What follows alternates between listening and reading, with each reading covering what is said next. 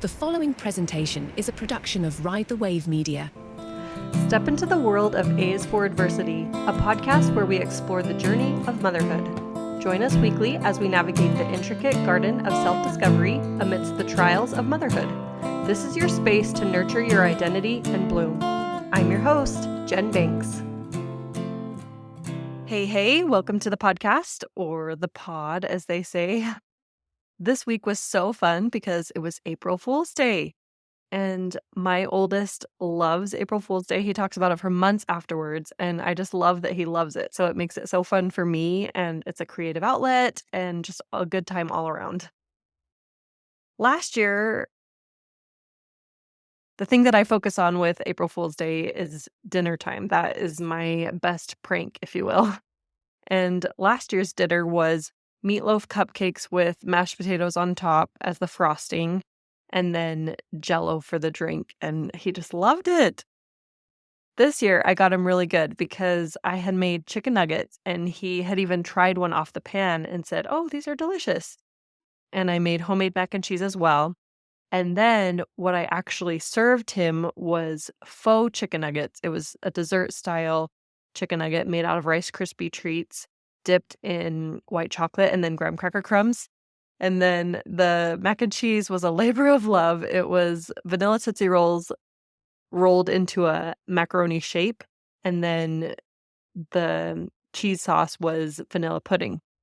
So it was just so funny to watch his face because he was expecting what he had just tried off the pan, and it was not that. And he said, "Oh, how did you make it look so real?" I just loved that I was able to get away with it. So hopefully you had a good April Fool's Day, and if that's not your holiday, I'm sure you have other great traditions that your children look forward to. Today's guest is Morgan Jones Pearson from the All In podcast. Oh my gosh, this is a dream. It's one of those ones where I listened to this podcast years before I had my own podcast, and then just dreaming about having her on the podcast. So I reached out a while back, and anyway, it is time to air that interview. So here we go.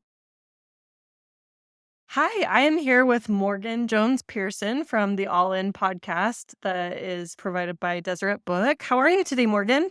I'm doing great, Jen. How are you doing?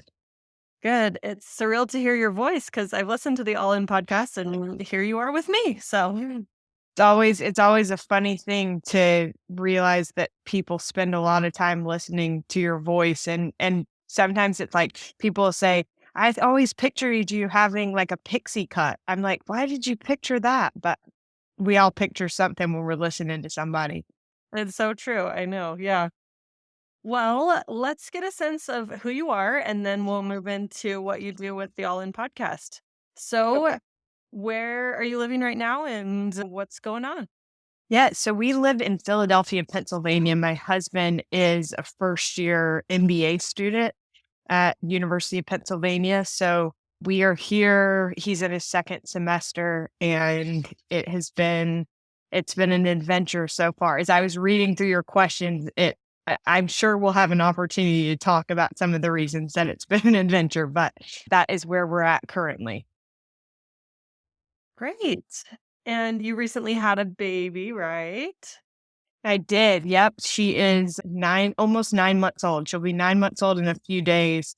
And she is the highlight of our lives. We're obsessed. Like, my husband and I both, I think when you get married a little bit older, you just like want that opportunity so bad to have kids. And he has, well, our baby is number 19 and there's already a number 20 grandkid. And so he's like always been the fun uncle. And on my side of the family, I'm the oldest. And so I do have a niece and a nephew, but just was like something that so badly, you want to be able to be a parent and to have your own kids. And so I think neither one of us take that opportunity for granted at all. And so like the other night I was talking to my grandma and she was like, "And your husband, he loves that baby just as much as you do." And so we're both kind of obsessed. We're smitten. Oh, so cute. I love it. Well, I used to be a faithful listener of All In, and then unfortunately, things just vie for your time, but For it's sure. interesting looking back because you weren't married, and then I listened a few months later, and then you were married, and then a few months later, I heard your intro like, "Oh, I'm on maternity leave if you're hearing this." So it's just so fun to watch your journey. And it's cool, you know, as we were just talking, when you know someone on a podcast because you feel more invested in their life. I don't know. So it's been fun following your journey. Well, I always appreciate that. There have been people that have said, like, I said a lot of prayers for you. And I think you just have no idea how much that means. Like, just the fact that somebody that only listens would care enough to pray for you. And I certainly felt that and have been really grateful for it. Yeah, so neat. Wow. What an opportunity to have all those connections. So, what is one of your favorite books or even favorite genres of book?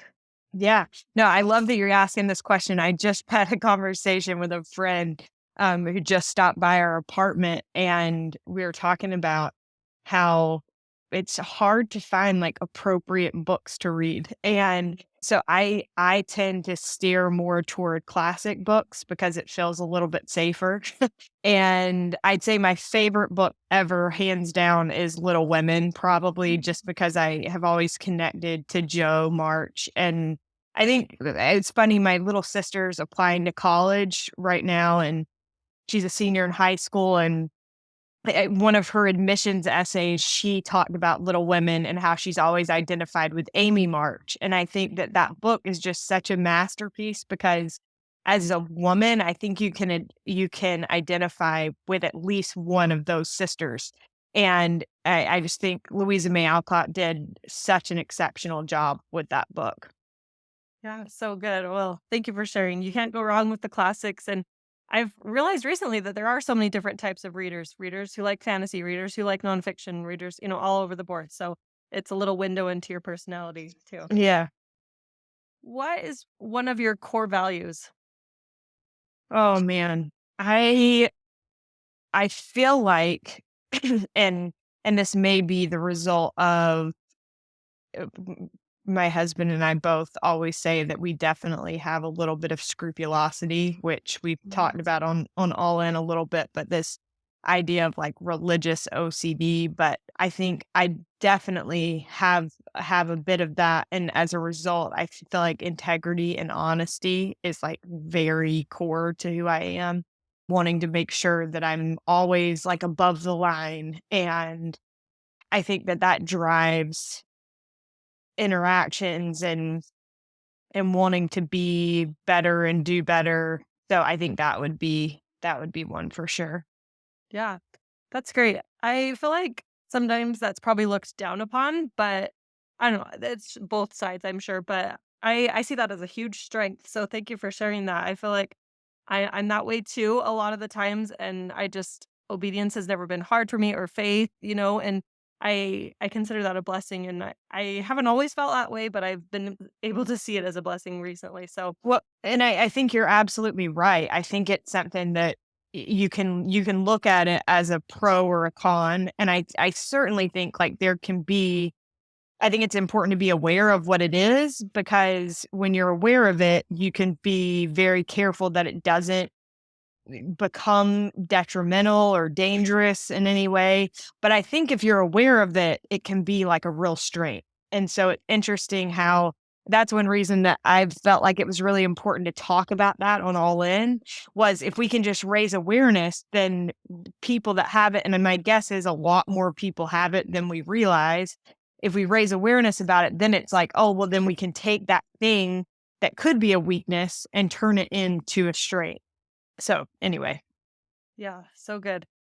Well, as you alluded to earlier, what is some adversity you've experienced and how has it shaped you?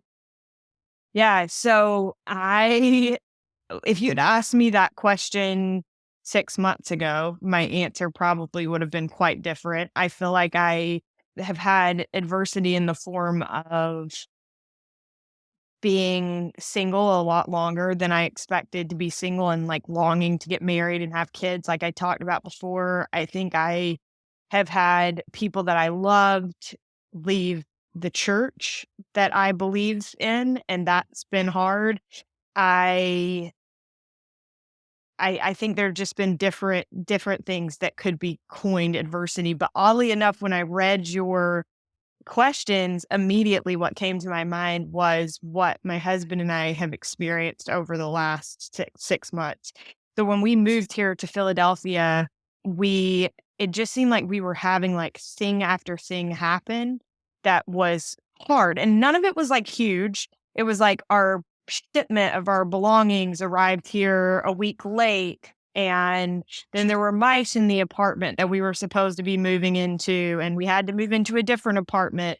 And all of this while I was 2 months postpartum and had moved across the country with a 2-month-old. So I'm like trying to handle all of this, and it feels a lot harder than it should be. Um, and then the second week that we were here in Philadelphia, we got in a car accident on our way to church. A lady turned left at a red light and hit us. And it was pretty scary, but it wasn't a bad accident. Like we were both going less than 25 miles per hour, and it didn't seem like it was going to be a big deal. But the car has a airbag safety module that I guess was damaged in the accident. And so, long story short, we did not have a car for 6 months until last week. Wow. And Philadelphia is not New York City. Like, you can't get around the way that you can get around some other big cities. You kind of need to have a car, and especially with a 2-month-old. And so, for the last 6 months, I have just been like walking to the grocery store and asking for rides everywhere that we needed to go, and spending a lot of time in an apartment with a baby, you know? And just this week, my baby and I went to this music class that I've been wanting to go to the whole time we've lived here, but didn't have a car to get there. And we finally have a car. So I took her there, and they asked us, like, what is one thing that you love about yourself? And I said, I honestly probably wouldn't say this because I've been pretty hard on myself about how hard this situation has been. But now having a car and realizing what a difference it makes, I feel like I'm proud of my resilience and proud that I made it through that tough period. And I feel like I have a lot more grace for myself, recognizing, okay, like that actually was a hard thing. And so it's interesting that, like, sometimes I think there are these big things that we term adversity, like being single for a long time, like family members that you love leaving your faith, et cetera, et cetera. But I think other times it's just like small things that compound and result in just feeling like my husband and I had described for months, we're like, we feel like we're in a hole and we just like can't claw our way out. But it feels like we're on the verge of making it out of the hole, hopefully. Yes, that's so exciting. And yeah, I feel like maybe the reason your perspective was different was just because in the moment and in the midst of it, it's so hard, and so you probably didn't feel like you were very resilient, but looking back, you were, despite what you were given. So retrospect is always, a lot easier to see the blessings and the gifts and the things. But one thing that I heard you say too along the way is just, oh, it wasn't a really bad accident, but this, or, it wasn't, so even along the way, you were able to pick up and keep going. And I feel like that goes along with gratitude, just in any circumstance, it could have been worse, but you're able to see the good in it too, like as you go. So thank you for sharing that. Okay, let's move on to what you do. How long has it been now that you've been hosting the All In podcast? So we started it in October of 2018. And so we've been doing it since then. So 5.5 years. Good little while. Yeah. Wow. And how did you get I might have heard this on the All In podcast before too, but how did you get started with it? I also know that you're friends with Emily Bell Freeman. Is that kind of how it was, or was that a different connection? That was totally different. So I worked for Deseret News for like 4.5 years. And while I was there, the opinion editor at the time, Hal Boyd, had this idea for a podcast. And he came to me and was like, I think that we should do this podcast and we should talk to people about why they choose to remain faithful when so many people are walking away from faith. And I was like, I think that's a great idea. And he said, well, I think you should be the host. And I had never done anything like this, but I had done interviews for print written articles for years. And so I said to him, like, I don't know anything about hosting a podcast. And he said, well, you've been doing interviews for years. It's just no one's ever heard them. And when he said that, I realized like he was totally right. I had learned so much about how to conduct an interview such that like the flow was better. And if you had listened to the first interview that I did for a print article, you would have been like, holy cow, this girl is all over the place. But you learn over time. And so I had had like 4 years of practice. And so we started trying to develop a podcast there at Deseret News, but they were kind of taking a different strategic direction and we're trying to reach a broader, more secular audience. And so they ultimately decided that it wasn't a fit for them. But I soon after ended up going to their sister company, Deseret Book, and Deseret Book had kind of the idea had been, oh, well, LDS Living and Deseret Book can do what Deseret News can't do right now. And Morgan is now there. Like they said, would you be interested in trying to do a podcast? And I was like, wow, that'd be awesome to have one that actually happens. And so we did. And it's been really rewarding, really great. Yeah. Wow. So fascinating. Who has been one of your favorite guests that you've interviewed? Oh man, that's always a hard question. I feel like that's like asking somebody to pick their favorite children or something. But I would say I have different ones that I love for different reasons. Mm. There are ones where I feel like the person is incredibly inspiring. There are ones where I like really enjoyed the interview and had a fun time myself doing it. I think if you were to ask me the ones that have been the most impactful, there have been a couple where it just was very apparent after the fact that God was aware of me and what I was trying to do. And I think that's probably the most important lesson that I could ever learn from All In is that God knows us and he knows our intentions, he knows our hearts and what we're trying to accomplish. And so, for example, I got a message on Instagram. This was a few years ago. I got a message on Instagram from a girl who is recommending someone to be interviewed. And she said, this lady has had cancer for years. She ran the Boston Marathon with cancer. She is like absolutely incredible. And I made a note of her name, but I didn't immediately like reach out. And then a few months passed and this lady's name popped into my head. And so I sent a message back and said, like, I hope I'm not too late, but I would be interested. And the girl turns out that it was the girl's mom. She hadn't said that in her original message, but she said, like, she's now on hospice, but I can see if she would be willing to do the interview. So we made the interview happen. It was really like kind of heartbreaking because you could hear her breath become more and more belabored as the interview went along. But it was also like really wild to me to think here was this woman that more than likely was about to have an interview of a very different kind. And I was getting to talk to somebody that was that close to that moment that all of us like prepare for and what this life is all about, I think. And turns out they had given her like 6 weeks to live. And turns out she passed away before the interview ever aired, which was just a couple of weeks later.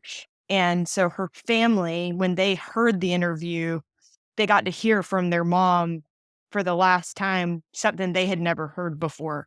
And so it was cool to me to know like Heavenly Father had called that to my remembrance, that message that I had received.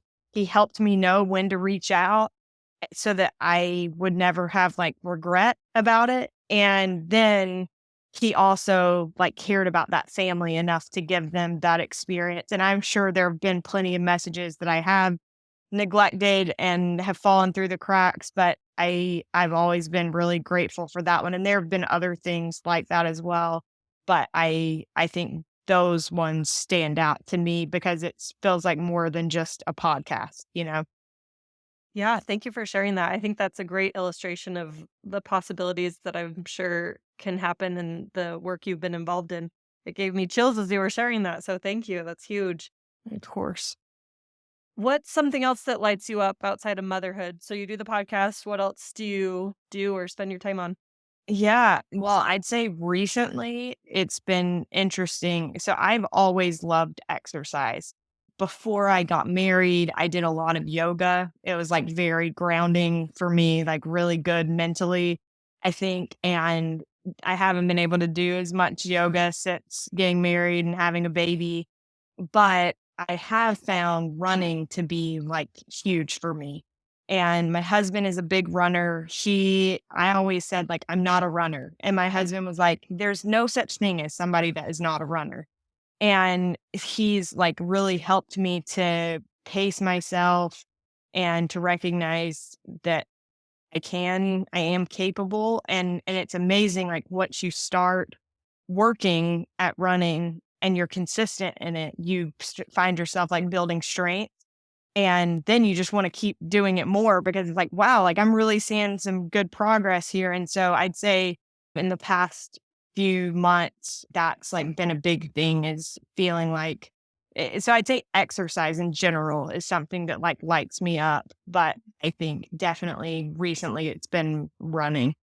Wow. Yeah, thank you for sharing that. I used to run a lot more too before I had kids, and I need to incorporate that more into motherhood. So, Well, the nice thing about running, I feel like with being a mom is like it's not that you have to like go to a gym and like have the fitness equipment or like wait for a class to start. Like you literally can have 20 minutes and go and hit it and get a decent workout. So I personally have felt like, oh, thank goodness that you can run without a ton of like lead up or, preparation. true. Very, very good reminder. Well, what is a way that motherhood has changed you? I feel like sometimes we try to bring our old self into a new season or new circumstance and it doesn't quite fit. So, what do you feel like has changed since you became a mom?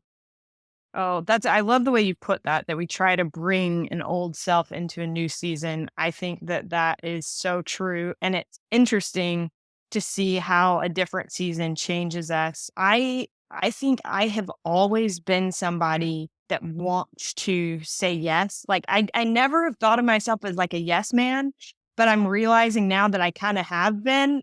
I think I wanted to be the person that like showed up for everything. And I wanted to be especially when it came to like things for church. It's like, you ask me to do it, I'll be there.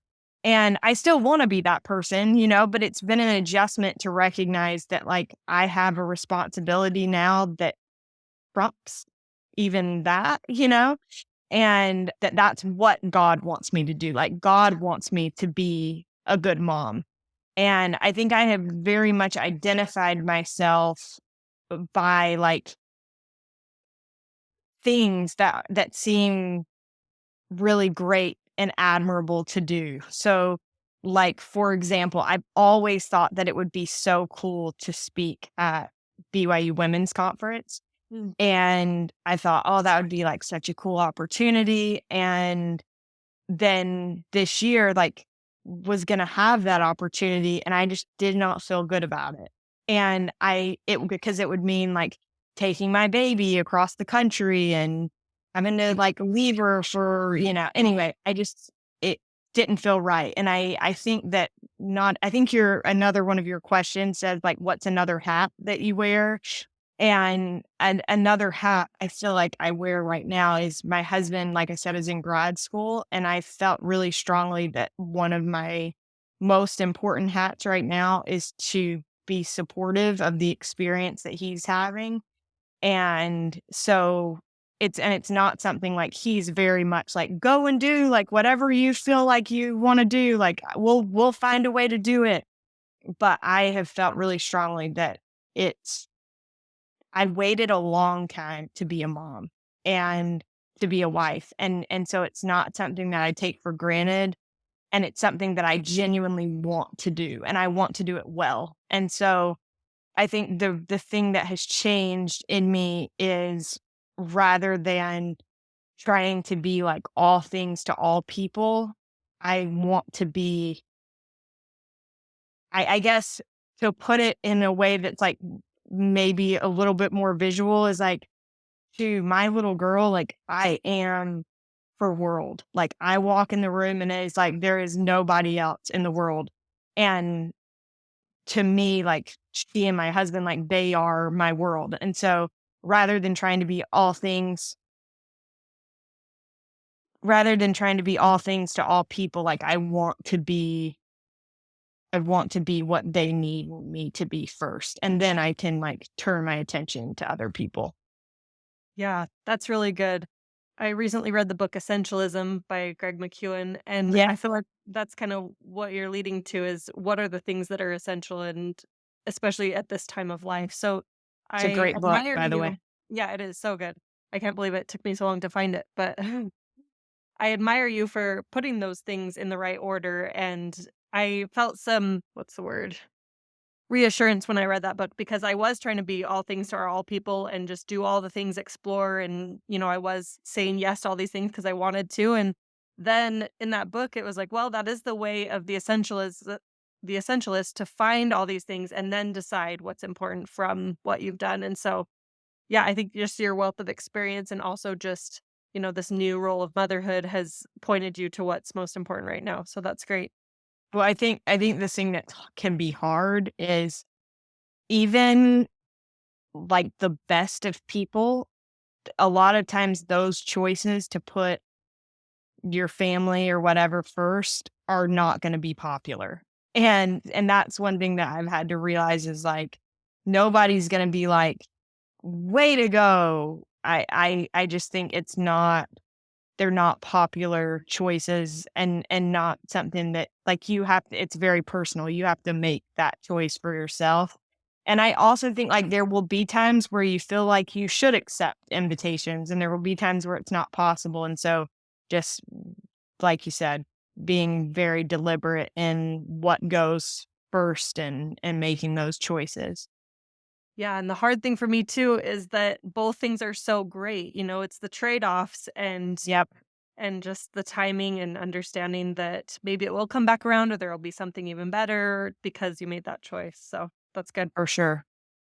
Well, thank you for being on here today. Is there a quote or mantra that comes to mind? I always like to ask people that because I'm a huge quote collector. Yeah, so I used to have a blog years ago called A Little Pencil, and that name was taken from a quote by Mother Teresa that's one of my absolute favorites, that says, "I am but a little pencil in God's hands. He does the writing. The pencil has only to allow itself to be used." And I feel like that's been kind of like my life's mantra. And to your point, like, moving into a new season, what that pencil does looks different than what it used to look like.